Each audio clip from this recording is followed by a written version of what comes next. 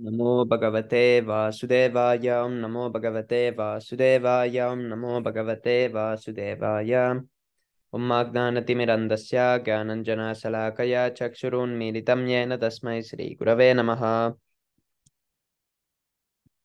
Sri Chaitanya Manobhistam Stapitam Yena Bhutale Svayam Rupa Kada Mahyam Darati Svaparandikam Vandeham Sri Guru Sri Yutapatakamalam Sri Gurun Vaishnavamscha Sri Rupam Sagrijatam Saganaragunatanvitam Tam Sajivam Sarvaitam Savarutam Parijana Sahitam Krishna Chaitanya Devam Sri Radha Krishna Padan Sahaganalalita Sri Visakanvitamscha हे कृष्ण करुणा सिंधु दीनबंधो जगतपते गोपेश गोपिका कांता राधा कांत नमोस्तुते तप्त कांचन गौरंगी राधे वृंदावनेश्वरी वृषभानुसुते देवी प्रणमामि हरिप्रिये वंशकल्पतरुभ्यश्च कृपा सिन्धुभ्य एव च पतितानं पावनेभ्यो वैष्णवेभ्यो नमो नमः नमो विष्णुपदाय कृष्णप्रेष्ठाय भूतले श्रीमते भक्तिवेदांत स्वामी निति नामिने नमस्ते सरस्वते देवे गौरवाणी प्रचारिणे निर्विशेष शून्यवादी पाश्चात्य जय श्री कृष्ण चैतन्य प्रभु नित्यानंद श्री अद्वैत गदाधर श्रीवासादि गौर भक्त वृंद हरे Krishna Krishna Krishna Hare Hare Hare Ram Ram Ram Hare Hare.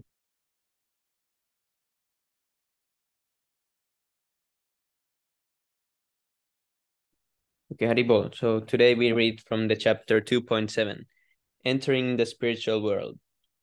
Everything in the spiritual world is substantial and original. This material world is only an imitation. It is just like a cinematographic picture in which we see only the shadow of the real thing. In this lecture, delivered in October 1966 in New York City, Srila Prabhupada gives an amazing glimpse into the nature of the spiritual world and some positive instructions on how to arrive there at the end of life's perilous journey.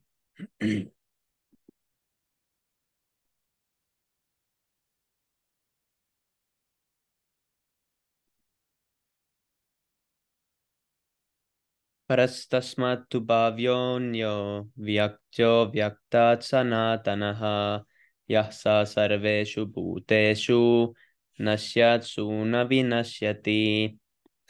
Yet there is another unmanifest nature, which is eternal and is transcendental to this manifested and unmanifested matter. It is supreme and is never annihilated. When all in this world is annihilated, that part remains as it is. Bhagavad Gita 8:20. We cannot calculate the length and breadth of even this universe, yet there are millions and millions of universes like this, one within the material sky. And above this material sky, there is another sky, which is called the spiritual sky. In that sky, all the planets are eternal, and life is eternal also. We cannot know these things by our material calculations, so we must take this information from the Bhagavad Gita. This material manifestation is only 1/4 of the whole manifestation, both spiritual and material. In other words, 3/4 of the total manifestation is beyond the covered material sky. The material covering is millions and millions of miles thick, and only after penetrating it can one enter the open spiritual sky. Here Krishna uses the words bhava anyaha, which means another nature. In other words, there is another spiritual nature besides the material one we ordinarily experience. But even now we are experiencing the spiritual as well as the material nature. How is that? Because we ourselves are a combination of matter and spirit. We are spirit, and only as long as we are within the material body does it move. And as soon as we are out of the body, it is as good as a stone. So since we can all personally perceive that there is spirit as well as matter, we should also know that there is a spiritual world as well. In the 7th chapter of Bhagavad Gita, Krishna discusses the spiritual and material natures. The spiritual nature is superior and the material nature is inferior. In this material world, the material and spiritual natures are mixed. But if we go beyond this material nature altogether, if we go to the spiritual world, we will find only the superior spiritual nature.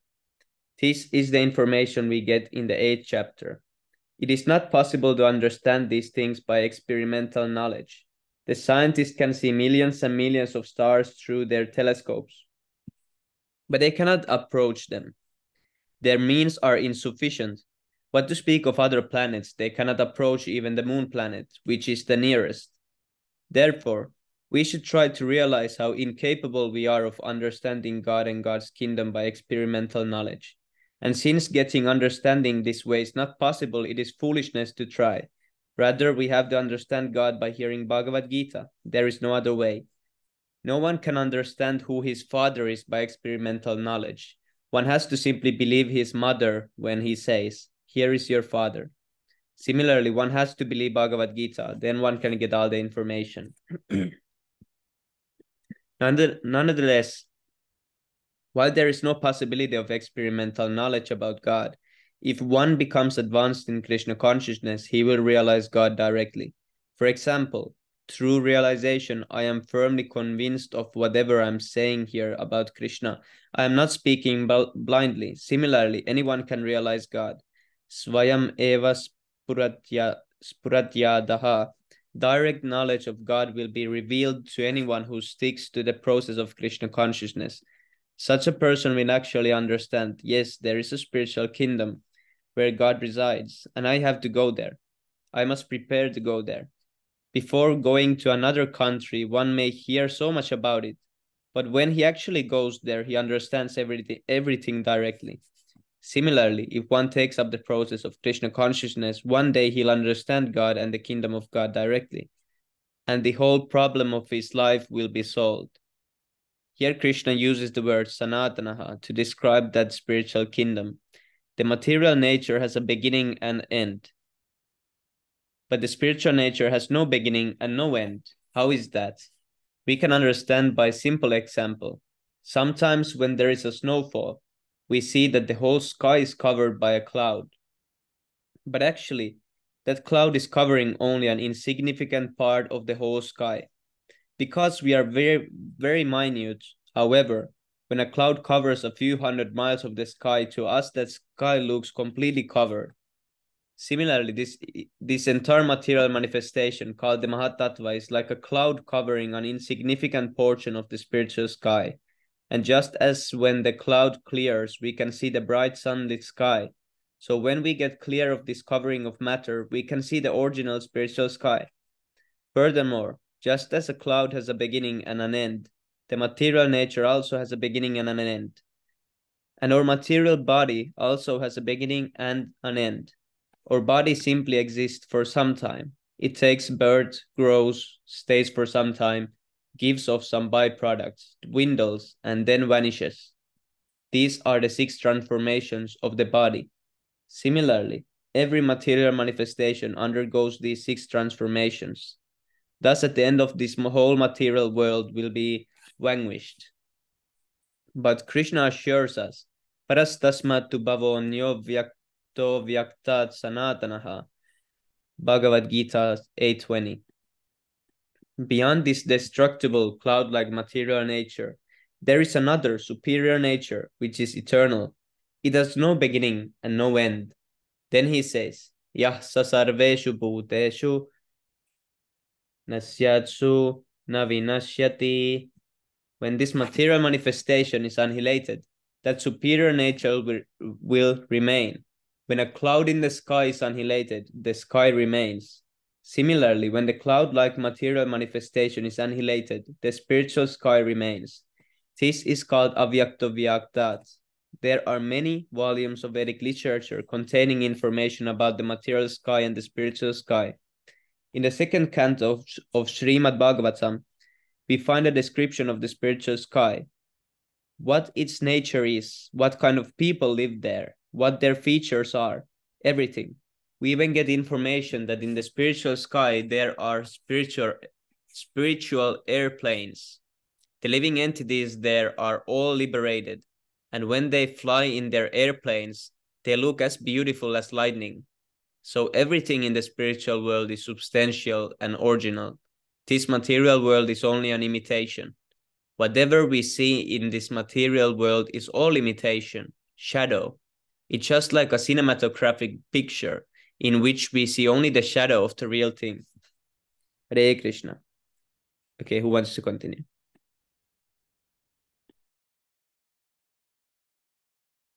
Hare Krishna Prabhuji, I am continuing. Yes, Prabhu. In Srimad Bhagavatam 1.1.1, it is said, Jatra Tri Sargo Mrisa. This material world is illusory. We have all seen a pretty mannequin of a girl in a shopkeeper's showcase. We have every sane man knows that it is an imitation. But the so-called beautiful things in this material world are just like the beautiful girl in the shopkeeper's window. Indeed, whatever beautiful thing we see here in this material world is simply an imitation of the real beauty in the spiritual world. As Sridhar Swami says, যত সত্যতে মিথ্যা স্বর্গপি স্থাবৎ প্রতীয়তে. The spiritual world is real and the unreal material manifestation only appears real. Something is real only if it will exist eternally. Reality cannot be vanquished. Similarly, real pleasure must be eternal. Since material pleasure is temporary, it is not actual. And those who seek real pleasure don't take part in this shadow pleasure. They strive for the real eternal pleasure of Krishna consciousness. Here Krishna says, Yasa sarvesu bhutesu nasastesu na vinasati. When everything in the material world is annihilated, that spiritual nature will remain eternally. The aim of human life is to reach that spiritual sky. But people do not know the reality of the spiritual sky. The Bhagavatam says, Nate vidu sarthogatim hi visnum. 7.5.31.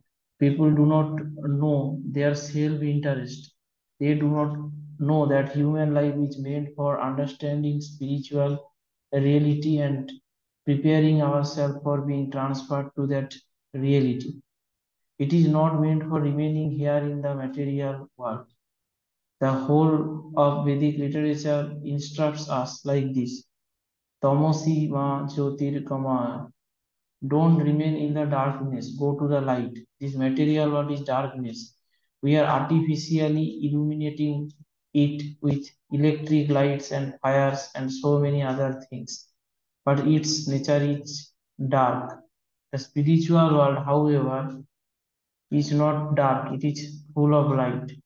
Just as on the sun planet, there is no possibility of darkness. So there is no possibility of darkness in the spiritual nature because every planet there is self-illuminated. It is clearly stated in Bhagavad Gita that the supreme destination from which there is no return is the abode of Krishna, the supreme person. The Brahma Samhita describes the supreme abode as Ananda Chinmaya Rasa, a place where everything is full of spiritual bliss.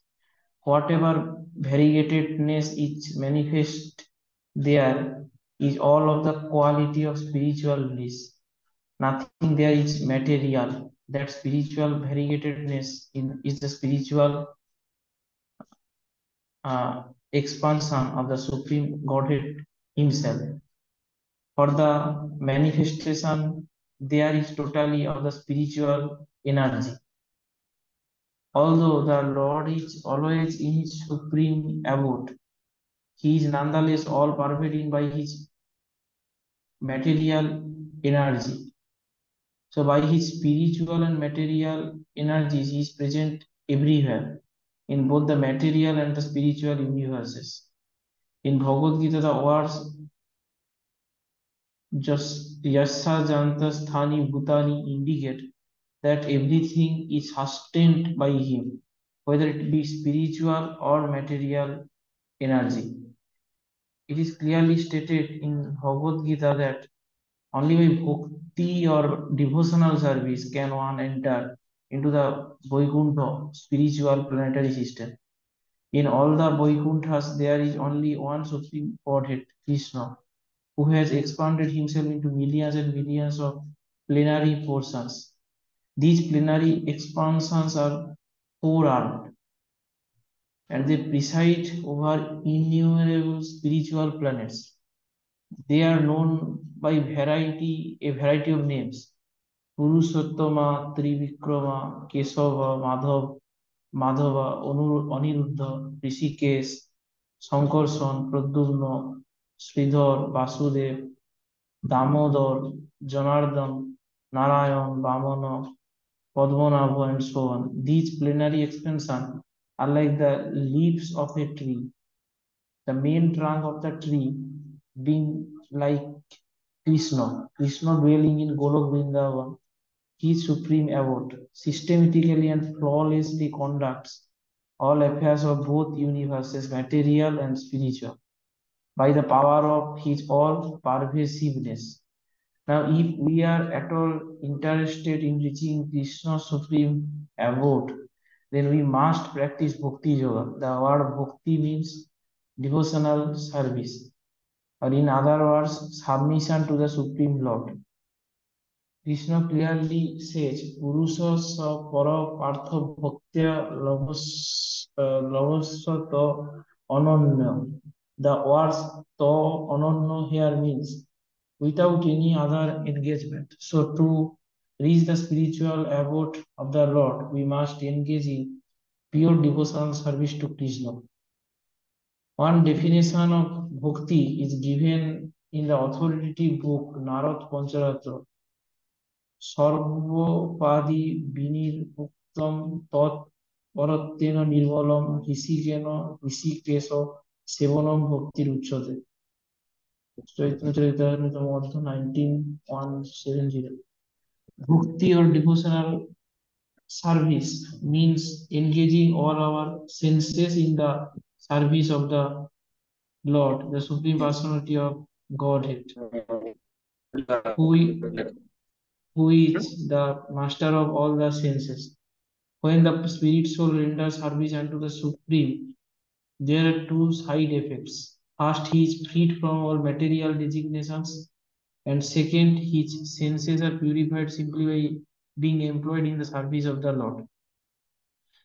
Now we are encumbered by so many bodily designations: Indian, American, African, European. These are all bodily designations. Our bodies are not we ourselves, yet we identify with these designations. Suppose one has received a university degree and identifies himself as an MA or BA or a PhD. He is not that degree, but he has identified with that designation. So bhakti means to free oneself from these designations. Sarvopadi vihur muktam. Chaitanya Charitamrita Madhya 19:170.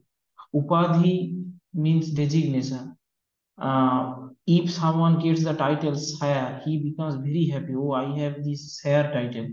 He forgets that this title is only his designation, that it will exist only as long as he has his body. But the body is sure to be vanquished along with all its designation. When one gets another body, he gets other designations. Suppose in the present lifetime one is an American, the next body he gets maybe Chinese.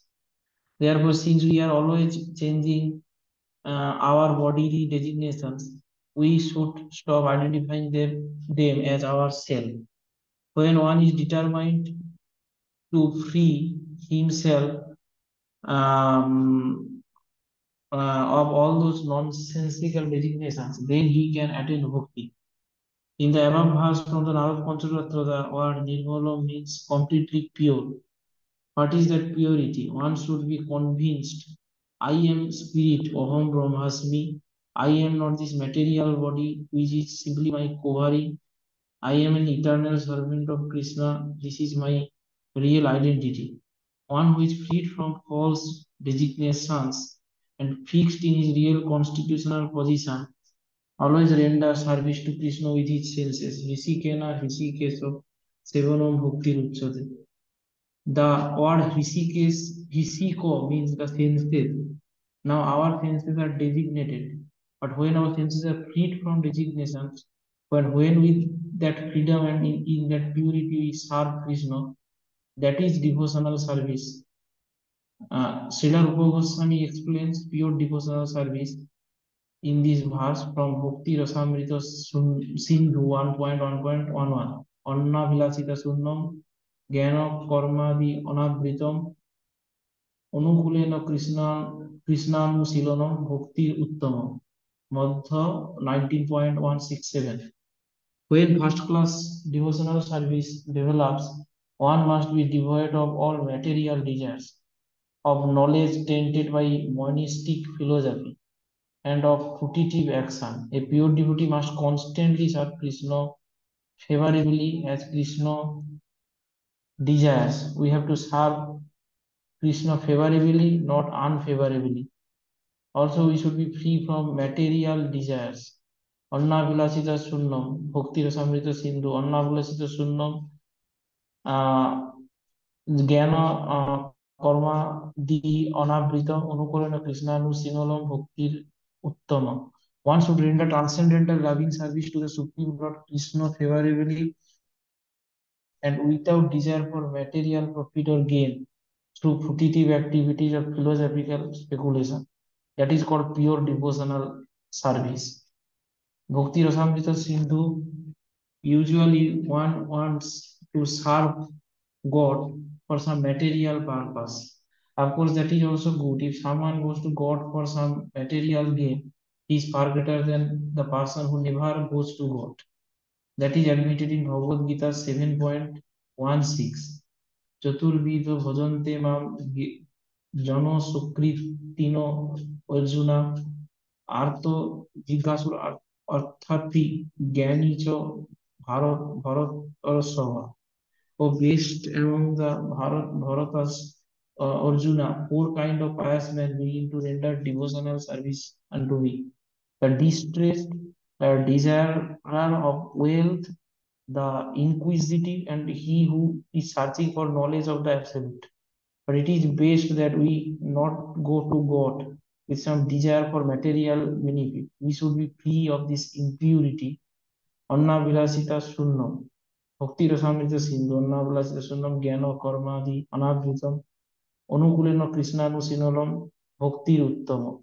One should render transcendental service to the Supreme Lord Krishna favorably and without desire for material profit or gain through fruitive activities or philosophical speculation.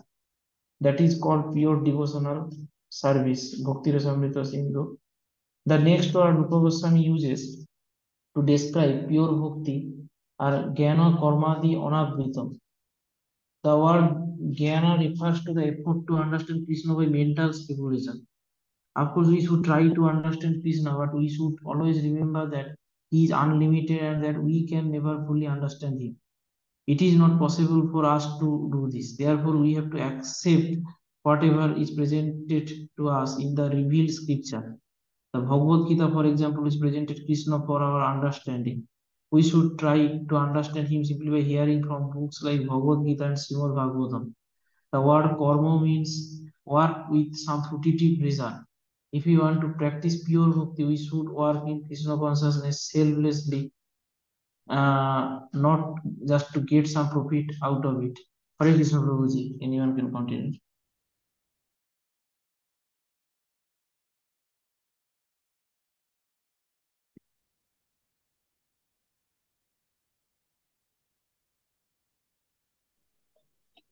Some profit out of it. Next, Srila Rupa Goswami says that pure bhakti must be anukulyena, or favorable. We must culture Krishna consciousness favorably. We should find out what will please Krishna, and we should do that. How can we know what will please Krishna? By hearing Bhagavad Gita and taking the right interpretation from the right person. Then we'll know what Krishna wants. We can act accordingly. At that time, we will be elevated to first class devotional service. So, Bhakti Yoga is a great science, and there is immense literature to help us understand. We should utilize our time to understand this science and thus prepare ourselves to receive the supreme benefit at the time of our death, to attain to the spiritual planet where the supreme personality of Godhead resides. Prabhu, I'm just gonna ask, is there background noise here or is it okay? It's okay, Prabhu. Okay, thank you.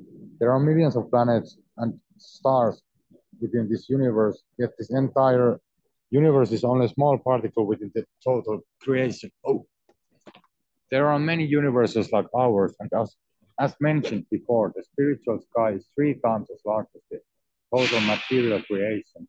In other words, 3/4 of the total manifestation is in the spiritual sky.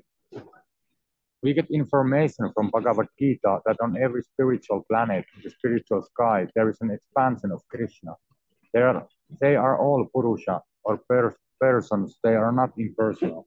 In Bhagavad Gita, Krishna says, Purusha sa parapartha satya lapyas vananjaya.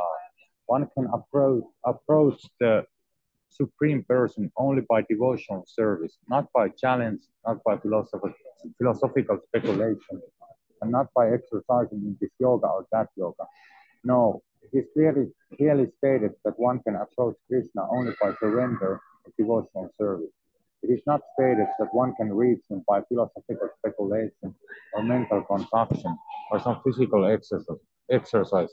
One can reach Krishna only by practicing devotion without deviating to fruitive activities, philosophical speculation, or physical exercise. Only by an unalloyed devotional service without any admixture can we reach the spiritual world. Now, Bhagavad Gita further says, Yasyanta sthani bhutani yena sarvam idam tatam. Krishna is such a great person that although situated in his own abode, he is still all-pervading and everything is within him. How can this be? The sun is located in one place, but the sun rays are distributed all over the universe. Similarly, although God is situated in his own abode in the spiritual sky, his energy is distributed everywhere.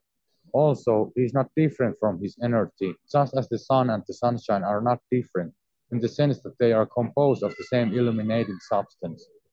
So Krishna distributes himself everywhere by his energy, and when we become advanced in devotional service, we can see him everywhere, just as one can light a lamp anywhere by plugging it into the electric circuit. In his Brahma Samhita, Lord Brahma describes the qualifications we require to see God. Premanjana Churita Bhakti Vilojanena Santa Saraiva Vikayeshu Vilokayanti. Brahma Samhita 5.38. Those who have developed love of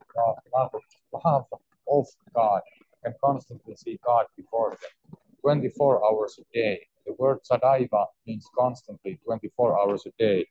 If one is actually God realized, he doesn't say, oh, I saw God yesterday night, but now he's not visible. No, he's always visible because he's everywhere. Therefore, the conclusion is that we can see Krishna everywhere, but we have to develop the eyes to see him. We can do that by the process of Krishna consciousness. When we see Krishna and when we approach him in the spiritual abode, our life will be successful, our aims will be fulfilled, and we'll be happy and prosperous eternally.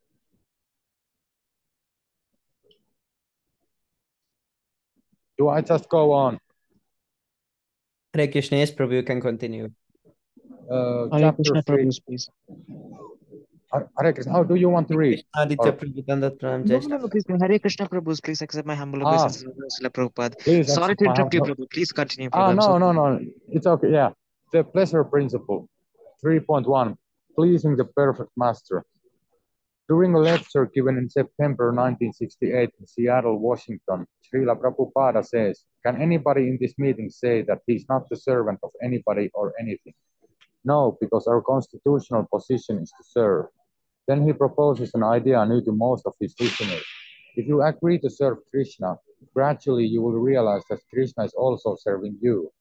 Srila Prabhupada goes on to explain how by pleasing Krishna, the soul can enjoy unlimited happiness.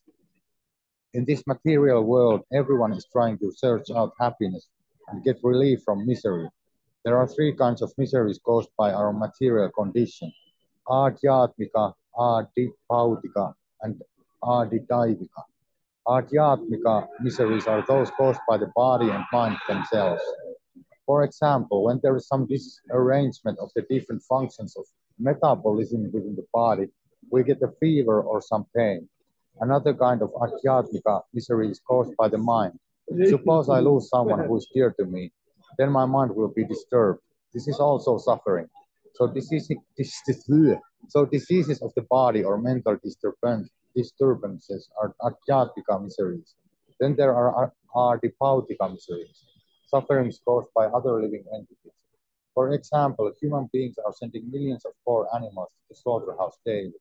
Animals cannot express themselves, but they are undergoing great suffering. We also suffer miseries caused by other living entities. Finally, there are adidaivika miseries, those caused by higher authorities such as the demigods. There may be famine, earthquake, flood, pestilence, so many things. These are adidaivika sufferings. So we are always suffering one or more of these miseries. This material nature is constituted in such a way that we have to suffer. It is God's law. And we are trying to relieve the suffering by patchwork remedies. Everyone is trying to get relief from suffering. That is a fact. The whole struggle for existence is aimed at getting out of suffering. There are various kinds of remedies that we use to try to relieve our suffering. One remedy is offered by the modern scientists, one by the philosophers, another by the atheists, another by theists, another by the food workers. There are so many ideas, but according to the philosophy of Krishna consciousness, you can get free of all your sufferings if you simply change your consciousness to Krishna consciousness. That's all. All our sufferings are due to ignorance. We have forgotten that we are eternal servants of Krishna. There is a nice Bengali verse that explains this point. Krishna Bahirmukha Ayya Bhoga Mananja Kare Nikatasta Maya Tare Japatiya Tare. As soon as our original Krishna consciousness, Krishna consciousness becomes polluted with the consciousness of material enjoyment, the idea that I want to lord it over the resources of matter, our troubles begin. Immediately we fall into Maya illusion. Everyone in the material world is thinking, I can enjoy this world to my best capacity.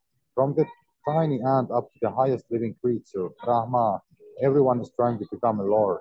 In your country, many politicians are canvassing to become the president. Why? They want to become some kind of lord. This is illusion. In the Krishna consciousness movement, our mentality is just the opposite. We are trying to become the servant of the servant of the servant of the servant of Krishna. Gopi partu padakamalayor dasanudasa. Instead of wanting to become a lord, we want to become the servant of Krishna. Now, people may say this is a slave mentality. Why should I become a slave? I shall become the master. But they do not know that this consciousness, I shall become the master, is the cause of all their suffering. This has to be understood. In the name of becoming master of this material world, we have become the servants of our senses. We cannot avoid serving.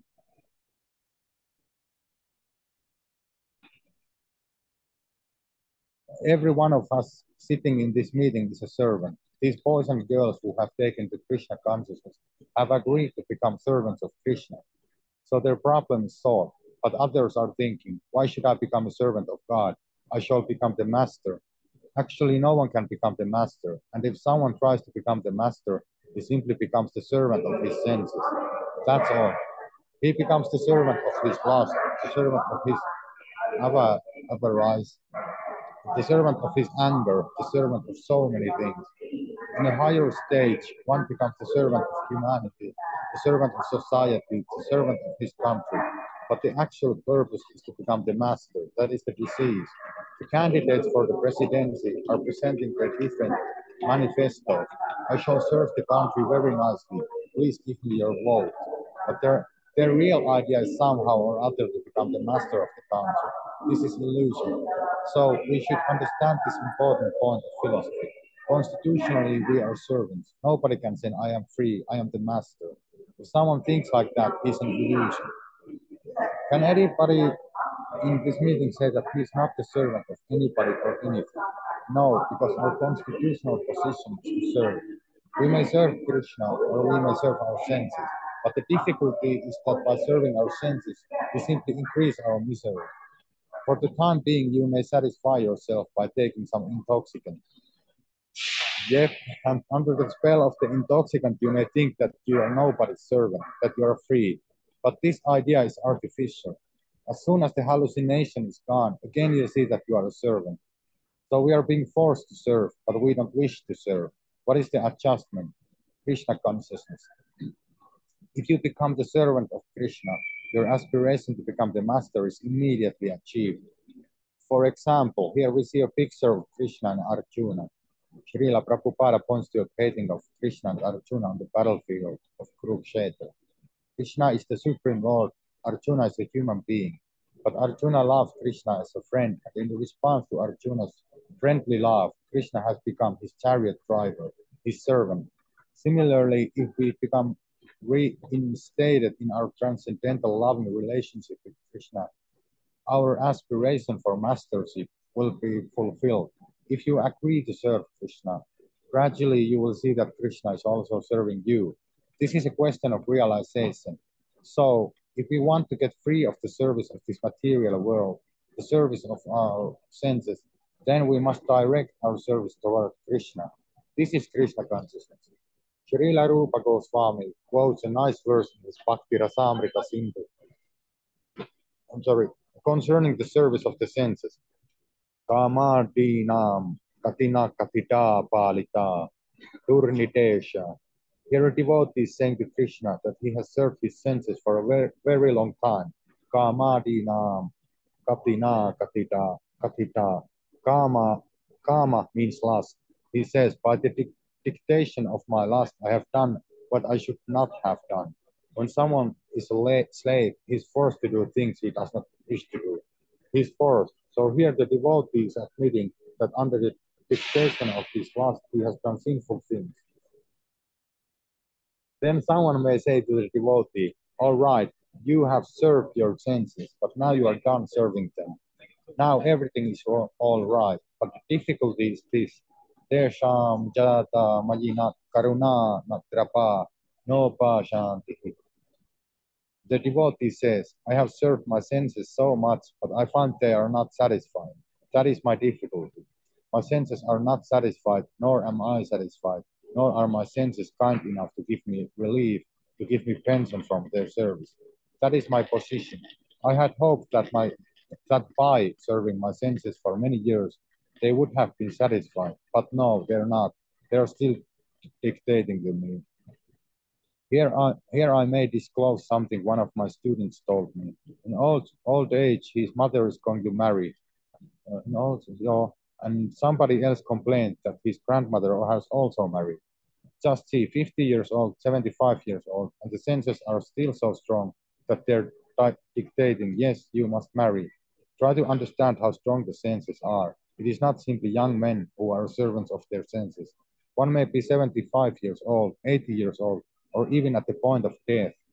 Still one is the servant of the senses. The senses are never satisfied. So this is the material situation. We are servants of our senses, but by serving our senses, we are not satisfied, nor are our senses satisfied, nor are they merciful to us. Well, there is chaos. The best thing, therefore, is to become a servant of Krishna. In Bhagavad Gita, chapter 18 and verse 66, Krishna says, Sarva dharman parijya yaccha mam ekam sharanam vraja aham dvam sarva papepyo mokshayishyami ma shuchaha. You have served your senses in so many lives, life after life, in 8,400,000 species. The birds are serving their senses, the beasts are serving their senses, the human beings, the demigods, everyone within this material world is after sense gratification. So, Krishna says, just surrender unto me, just agree to serve me, and I will take charge of you. You will be free from the dictation of your senses.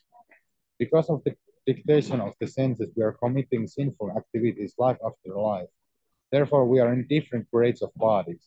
Don't think that every one of you is of the same standard. No. According to one's activities, one gets a certain type of body. And these different types of bodies afford one different grades of sense gratification. There is sense gratification in the hog's life also, but it is of a very low grade. The hog is so sensual that it does not hesitate to have sex with its mother, its sister, or its daughter. Even in human society, there are people who don't care whether they have sex with their mother or sister. Senses are so strong. So we should try to understand that serving the dictations of our senses is the cause of all our misery. The threefold miseries that we are suffering, the miseries we are trying to get free of, are due to this dictation of the senses. But if we become attracted to serving Krishna, we will no longer be forced to follow the dictation of our senses. One name for Krishna is Madana Mohana, he who conquers cupid or lust. If you transfer your love from your senses to Krishna, you will be free from all misery immediately. So this endeavor to be the master, I am the monarch of all I survey, should be given up. Every one of us is constitutionally a servant. Now we are serving our senses, but we should direct this service to Krishna. And when you serve Krishna, gradually Krishna reveals himself to you as you become sincere. Then the reciprocation of service between then the reciprocation of service between Krishna and you will be so nice. You can love him as a friend or as a master or as a lover. There are so many ways to love Krishna. So you should try to love Krishna and you will see how much you are satisfied. There is no other way to become fully satisfied. Earning great amounts of money will never give you satisfaction. I once knew a gentleman in Calcutta who was earning $6,000 a month. He committed suicide. Why? That money could not give him satisfaction. He was trying to have something else. So my humble request to you all is that you try to understand this sublime benediction of life, Krishna consciousness. Simply by chanting Hare Krishna, you will gradually develop a transcendental loving attitude for Krishna, and as soon as you begin to love Krishna, all your troubles will be eradicated and you will feel complete satisfaction. Thank you very much. Are there any questions? Question: when we engage the material energy in the service of Krishna, what happens to it? Does it become spiritualized? Srila Prabhupada. When a copper wire is in touch with electricity, it is no longer copper, it is electricity. Similarly, when you apply your energy to the service of Krishna, it is no longer material energy, it is spiritual energy. So as soon as you engage yourself in the service of Krishna, you become free from the dictates of the material energy.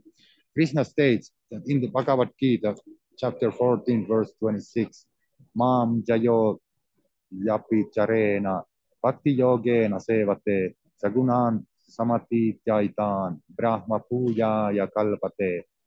Anyone who seriously engages in my service immediately becomes transcendental to the material qualities and comes to the platform of Brahman or spirit.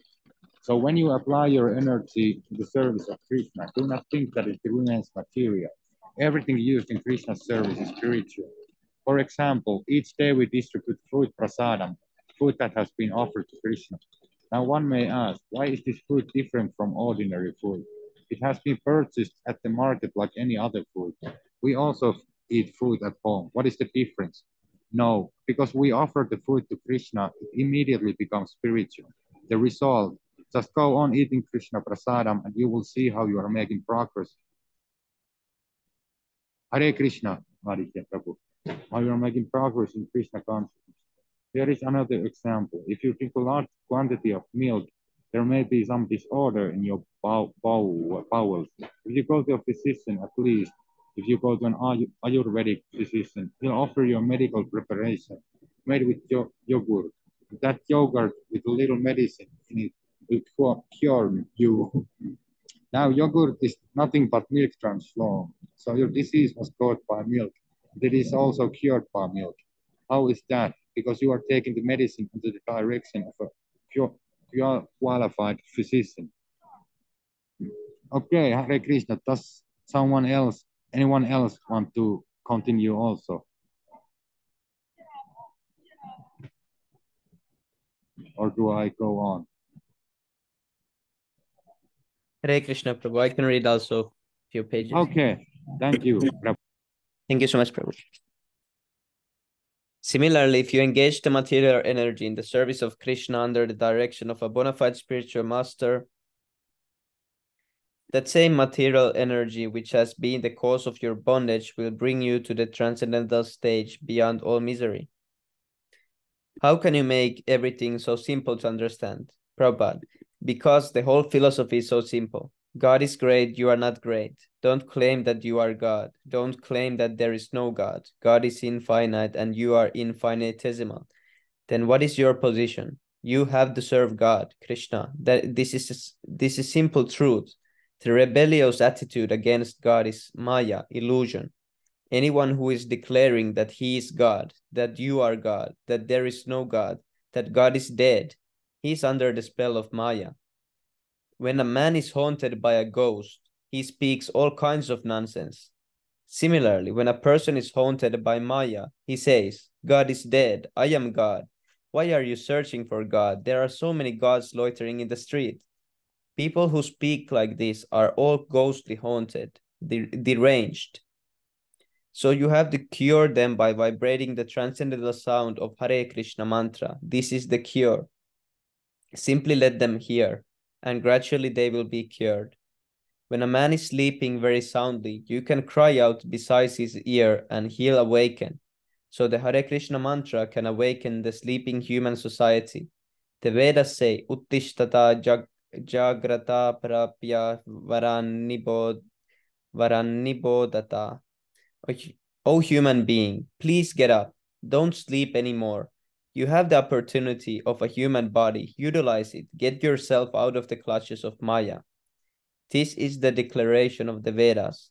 So continue to chant Hare Krishna, awaken your countrymen from illusion, and help them get relief from their miseries. 3.2 Liberation to a higher pleasure. Everyone is inviting. Come on, enjoy sex. But no matter how hard you try to enjoy sex, you cannot be satisfied. That is certain. Unless you come to the spiritual platform of enjoyment, you will never be satisfied. In this explanation of a Bengali song written several centuries ago, a great Krishna conscious spiritual master, Srila Prabhupada, proposes that there is a pleasure higher than sex and tells us how to begin experiencing it. Narottama Das Thakur, who has written this song, is a famous acharya, spiritual master, and his compositions are accepted as Vedic truth. In this song, he represents himself as a common man, as one of us. He laments appealing to Hari, Lord Krishna. Hari Hari Bipale Janama Gonainu. My dear Lord, I have uselessly spoiled my life because I have not worshipped you. People do not know that they are spoiling their life. They are thinking, I've got a very nice apartment, a very nice car, a very nice wife, a very nice income, and a very nice social position. All these material attractions make us forget the purpose of our life, to worship Krishna. In one verse 558, the Srimad Bhagavatam summarizes the material attractions. Pumsastriya mituni bhavam etam tayor mito hradaya grantimahu ato griha kshetra sutaptavittair janasya moho jamaham mameti. The basic principle of material attraction is sex. Pumsahastriya mituni bhavam etam. A man hankers after a woman, and a woman hankers after a man. And when they actually engage in sex, they become very much attracted to each other. Tayor mito hridaya granthi mahu. Hridaya means heart, and granthi means heart knots.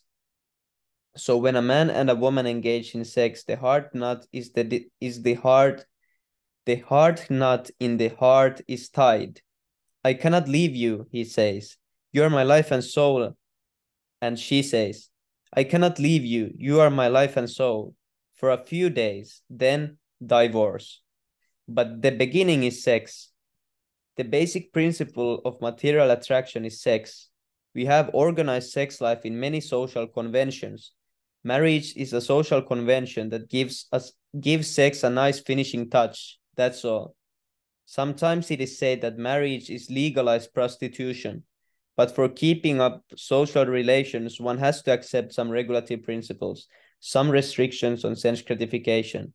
Therefore, civilized human beings recognize that there is a difference between sex in marriage and sex outside of marriage, which is just like sex between animals. In any case, when two people unite some way or other, their next demand is nice apartment, griha, and some land, kshetra, then children, sutta.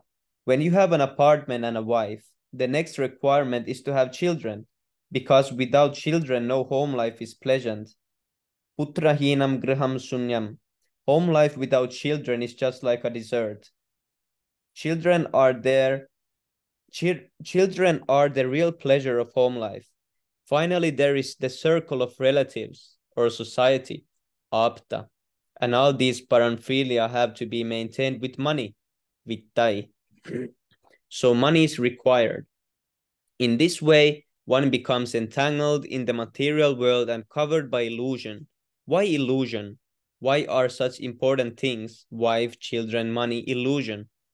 Because although at the present moment you may think everything is all right, you have a nice arrangement of home life, apartment, wife, children, society, and position. As soon as your body is finished, everything is finished. You're forced to leave everything and move on to your next platform. And you do not know what your next platform will be. Your next body may be that of a human being, or a cat, or a dog, or a demigod, or anything. You do not know. But whatever it is, as soon as you leave your present body, you will forget everything. There will be no remembrance of who you were, who your wife was, what your home was like, how big your bank balance was, and so on. Everything will be finished. Everything will be finished in a flash, just like a bubble bursting in the ocean. The thrashing of the waves in the ocean generates millions and billions of bubbles, but the next moment they are all finished. In this way, material life is going on. The living entity travels through many species of life, many planets, until he comes to the human form of life. Human life is an opportunity to understand how we are transmigrating from one place to another, from one life to another, and simply wasting our time, not understanding what our constitutional position is and why we are suffering so much distress. These things are to be understood in this human form of life. But instead of inquiring about the real position, we are simply engaged with mituni bhavam and grihakshetra sutapta vittai, sex, wife, home, property, children, society, money, and position. We are captivated with these things, and we are spoiling our life. So Narottama Das Thakur, representing us, is lamenting, my dear Lord, I have spoiled my life. Why? Manusya janamapaya Radha Krishna nabhaya. This human form of life is meant for understanding Radha Krishna, the Lord and his energy, and worshipping Radha Krishna. But instead of making contact with Radha Krishna, I am simply spoiling my life in sense gratification. Then his lament goes on. Golokera prema dana hari nama sankirtana ratina janmilo kenetai. Alas, why have I no attraction for chanting Hare Krishna? The chanting of the Hare Krishna mantra is a transcendental vibration. It is not a material thing. It is imported from the transcendental abode of Krishna. From there, the transcendental sound of Hare Krishna has come. This sound is like the sunshine coming from the sun. Although you cannot go to the sun, it is far, far beyond. It is far, far beyond your reach. You can understand that the sunshine is coming from the sun globe. There is no doubt about it. Similarly, when the vibration of the Hare Krishna mantra is coming from Krishna's planet, Goloka, Golokera Premadana, and this chanting produces love of Krishna. Premadana means the treasure of love for Krishna. Narottama Das Thakur laments, Hari Nama Sankirtana Ratina Janmilo Kenetai. Alas, why do I have no attachment for the chanting of Hare Krishna? Why should one be attached to this chanting? That is explained in the next line. Samsara bishanale dipanishi hiya jale juraite. Chanting Hare Krishna is the only remedy to relieve the heart from the burning poison of sense gratification. Hiya means heart, or heart is always burning. Why? Because it is in touch with the sense gratificatory process. No sense gratificatory process can give me satisfaction, even though I try this way and that way, this way and that way. People are trying sense gratification in so many ways. And now they are come to the last point, the naked dance. And what is that? Short skirt, miniskirt, Prabhupada, miniskirt, yes. So because in the material world, the basic principle is sex, everyone is inviting. Yes, come on, enjoy sex, come on, enjoy sex. But no matter how you try to enjoy sex, you cannot be satisfied. That is certain, because sense gratification is not your real platform of enjoyment. You are a spirit soul, and unless you come to the spiritual platform, you will never be satisfied by any sense gratification. You will simply go on hankering after pleasure, but you will find no satisfaction. Therefore, Narottama Das Thakur says, we are suffering in samsara bishanale. Samsara indicates our material demands for eating, sleeping, mating, and defending. These are just like fiery poison. Then he says, my heart is burning from this poison, but I have not searched out the means of relief, the chanting of Hare Krishna. I have no attachment for this chanting, and therefore I have spoiled my life. Then he says, Vrajendra Nandana ye Sachi Sutta Hoilo say. The chanting of Hare Krishna was introduced by Lord Krishna himself, Vrajendra Nandana, in the form of Lord Chaitanya, Sachi Sutta. Krishna took the part of the son of Maharaj Nanda, the king of Vrindavan. Therefore, Krishna is called Vrajendra Nandana. And Lord Chaitanya took the role of the son of Mother Sachi, so he is known as Sachi Sutta. The Supreme Lord takes pleasure when he is addressed with his devotees' names and his energy's name. His devotees are also his energy. Although he has no father, he is the father of everyone. He accepts some devotees as his father when he appears on earth. When a pure devotee wants Krishna as his son, Krishna accepts the devotee as his parent. So Narottama Das Thakur says that Vrajendra Nandana Krishna has now appeared as Sachi Sutta, Lord Chaitanya, and Balaram, Krishna's brother, has become Nitai. And what is their business? Dina Hina Jata Chilo Harinama Uddarilo, saving all kinds of wretched, sinful, conditioned souls by teaching them the chanting of Hare Krishna.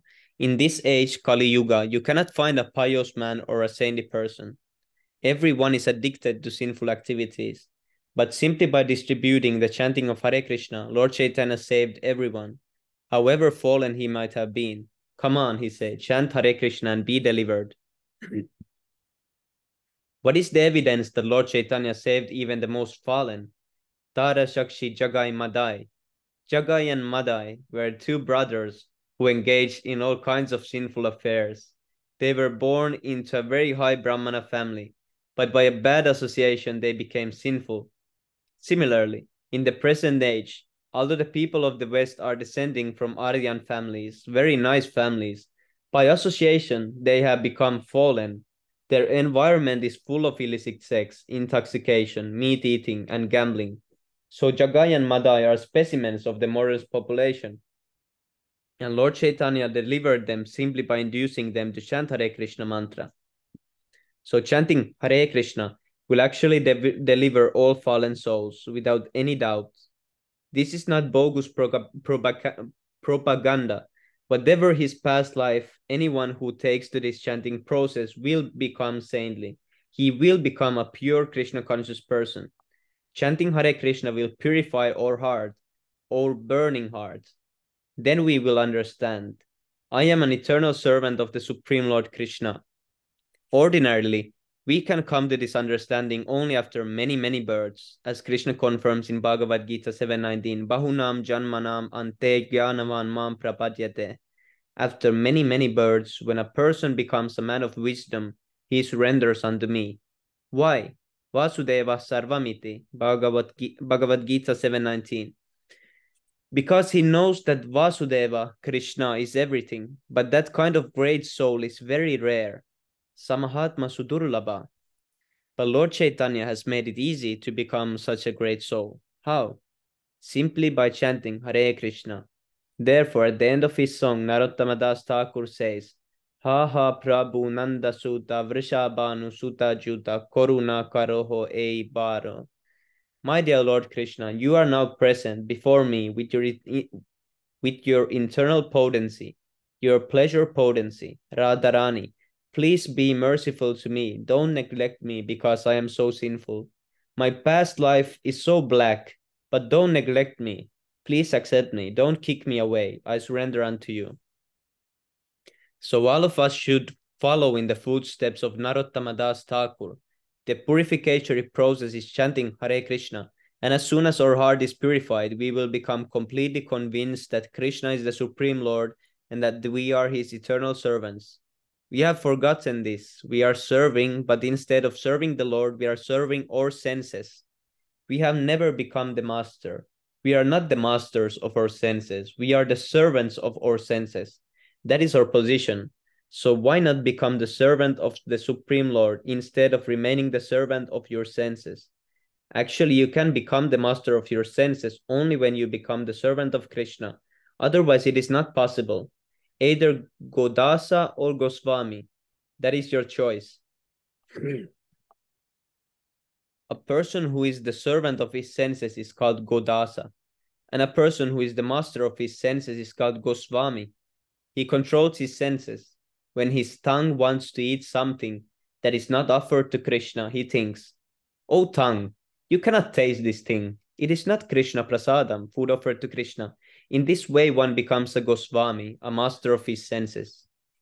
When a person does not allow his senses to do anything for sense gratification, but acts only for the service of Krishna, that is called devotional service. Rishikena Rishikesha Sevanam Bhakti Ruchyate. Madhya Lila, Chaitanya Charitamrita, Madhya Lila 19:170. Devotional service means to engage your senses in satisfying the master of the senses. The supreme master of the senses is Krishna. Now we are trying to use our senses for our personal service. This is called Maya, illusion. But when we engage the same senses in the service of Krishna, that is perfection. We do not stop the activities of the senses, but we purify the senses by engaging them in the service of the Lord. This is Krishna consciousness. Thank you very much. Any questions? Devotee. Srila Prabhupada, how is it that Lord Jesus is called the Son of God? If Krishna is usually the Son, how is Jesus? Prabhupada, not usually. Krishna is the Supreme Father, but he becomes his devotee's son out of his love. Being a son is not Krishna's constitutional position. Being the father is his constitutional position. Aham bija pradah pita. But sometimes he voluntarily becomes a son to taste his devotee's fatherly or motherly love for him. When a pure devotee prays, "My dear Lord, I want you for my son," Krishna accepts his prayer. Vasudeva and Devaki became Krishna's parents in this way. In a previous life, they underwent severe austerities. They were married, but they had no sex. They were determined that unless they could get the Lord as their son, they would not have a child. So they performed severe austerities for many thousands of years. Then the Lord appeared to them and asked, "What do you want?" "Sir, we want a son like you." "How can you get a son like me? I'll become your son." So Krishna the Lord is the father of everyone, but he voluntarily becomes the son of his devotees. Otherwise, his position is always the supreme father. Devotee, Srila Prabhupada. I read in the Srimad Bhagavatam that when one becomes liberated soul, he attains perfect freedom, and that sometimes his freedom is on the same level as Krishna's, or even more than Krishna's. Can you explain this? Prabhupada, yes. Take Vasudeva, for example. He is more than Krishna or Mother Yashoda. You have seen the picture of Yashoda binding Krishna? Devotee, Krishna looks like a little baby. Prabhupada, yes, the Supreme Personality of Godhead is feared by everyone, but he becomes fearful of Mother Yashoda. "My dear mother, kindly do not bind me. I shall obey your orders." So Mother Yashoda has become more than God, more than Krishna. The Mayavadi impersonalistic philosophers want to become one with the Lord, but our philosophy is to become more than Krishna. Why one with Krishna more than Krishna? And actually, Krishna does make his devotees more than himself. Another example is Arjuna. Krishna took the part of his chariot driver. Krishna was actually the hero of the battle of Kurukshetra, but he gave that position to his devotee, Arjuna. His devotee, Arjuna, you become the hero. I shall be your charioteer.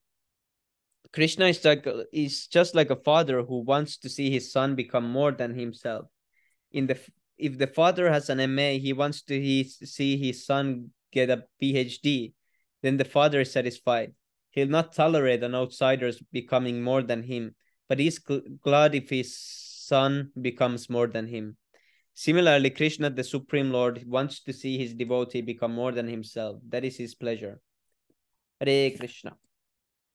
Okay, now we go to some prayer.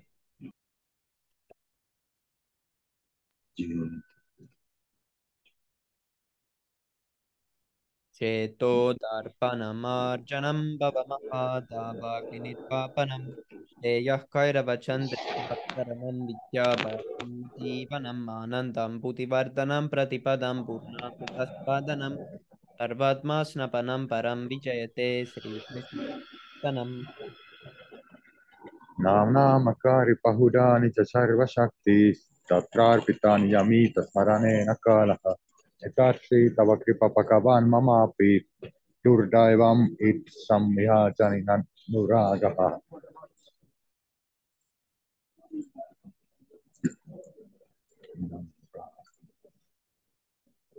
Mr.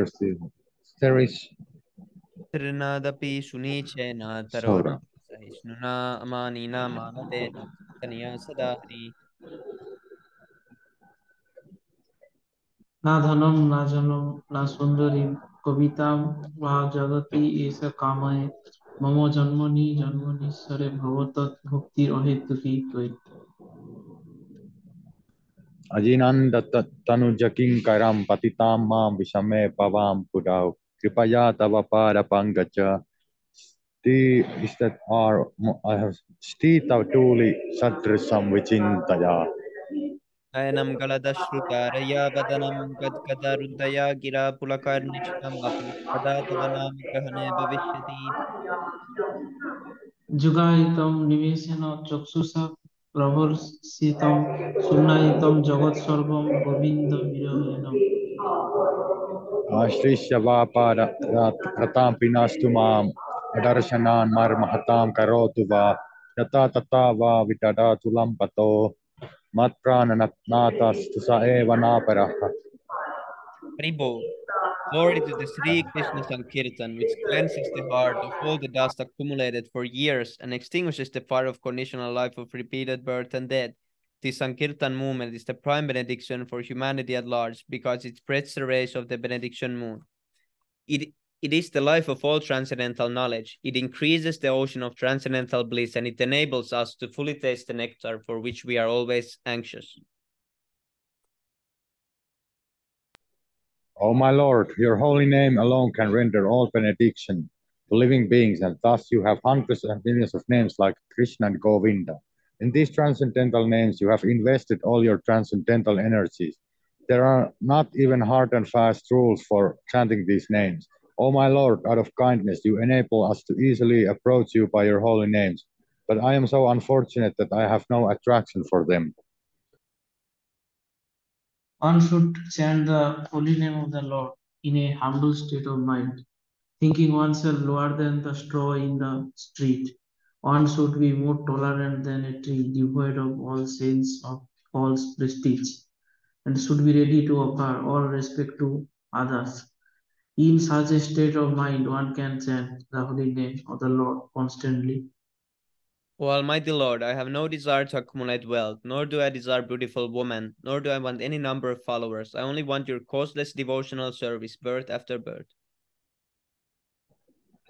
O son of Maharaja Nanda Krishna, I am your eternal servitor, yet somehow or other I have fallen into the ocean of birth and death.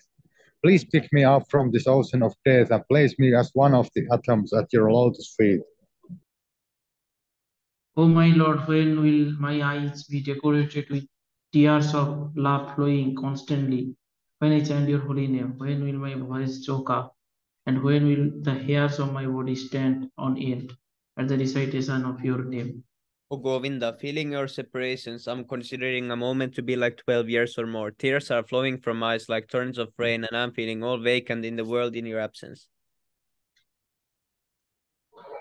I know no one but Krishna is my Lord, and he shall remain so even if he handles me roughly by his embrace or makes me broken-hearted by not being present before me.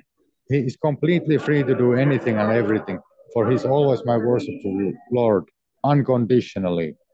Haribo, Sri Siksastakam ki jai, Nam Jai, Sankirtan jai, Panchadatta ki Jai. jai, Jai, Nanda Prabhu ki jai, Sri Krishna Jai, Chaitanya Jai. Prabhu ki jai, Jai, Krishna Bhaktivedanta Jai. Swami Srila Prabhupada ki Jai. jai, Jai. Gaura Premanande, Hari Hari Bol. Hari Bol.